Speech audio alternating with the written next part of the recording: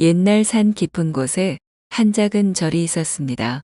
그곳에 살던 스님은 나이 지긋한 분으로 고요한 성품으로 절을 지키며 하루하루를 명상과 수련으로 보냈습니다.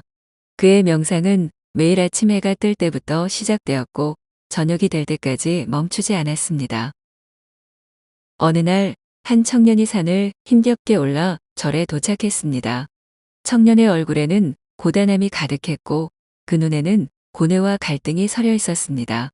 그는 절에 이르러 잠시 숨을 고른 뒤 스님을 찾아가 자신이 세상의 여러 일들로 인해 평화를 잃었으며 마음이 혼란스럽다고 말했습니다. 스님은 청년의 말을 끝까지 듣고는 조용히 고개를 끄덕이며 미소 지었습니다. 마음의 평화는 바깥에서 얻는 것이 아니라 스스로의 마음을 다스리는 것에서 오네. 스님의 말에 청년은 한숨을 쉬며 고개를 떨구었습니다. 스님은 청년을 바라보며 가까운 연못으로 가자고 했습니다. 그곳에는 맑고 잔잔한 물이 고요히 머물러 있었고 주변에는 나무들이 조용히 서 있었습니다. 청년과 스님은 연못 옆에 앉았습니다.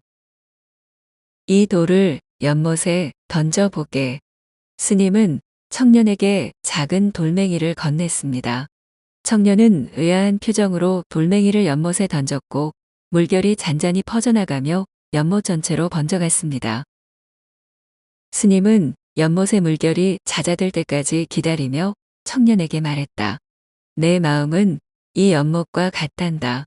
작은 일에도 쉽게 흔들리고 누군가 작은 돌멩이를 던지면 너의 평화는 깨지네. 청년은 말없이 고개를 끄덕였습니다.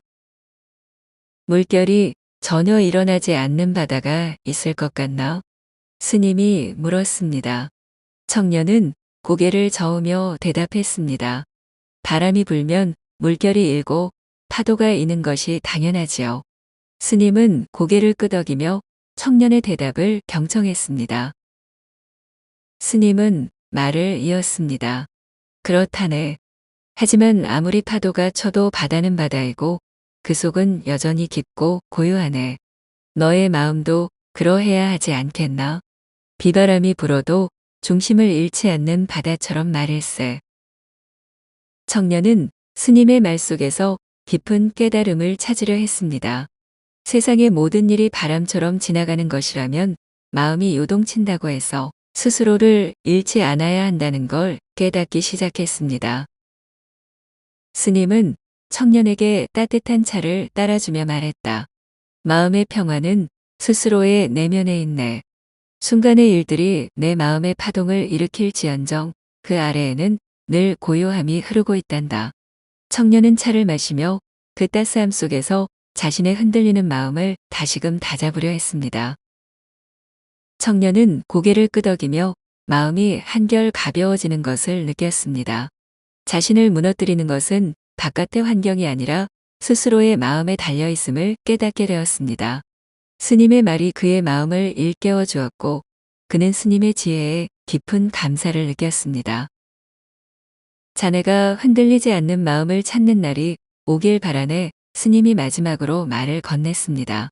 청년은 감사의 인사를 전하고 고개 숙여 인사한 뒤 마음을 단단히 다잡고 절을 떠났습니다. 집으로 돌아온 청년은 일상 속에서 스님의 가르침을 마음에 새기며 살아가기 시작했습니다. 친구와 가족들 그리고 일에서 오는 어려움이 그의 마음을 흔들더라도 그는 더 이상 중심을 잃지 않고 조용히 마음의 평화를 지켜나갔습니다. 이후 청년은 마을 사람들에게도 이 이야기를 전했습니다. 각자의 내면에서 평화를 찾고 흔들림 없는 마음으로 세상을 살아가는 법을 가르쳤습니다. 그 가르침은 마을 사람들에게도 큰 위로와 희망이 되었습니다. 그리고 그날 이후 스님은 여전히 산속의 절에서 명상을 이어가며 연못 옆에서 조용히 고요함을 찾아갔습니다.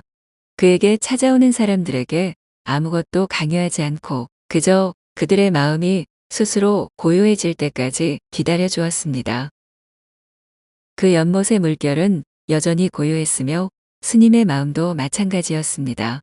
그 연못에서 모든 이들이 잠시 마음의 평화를 찾고 돌아갈 수 있었습니다.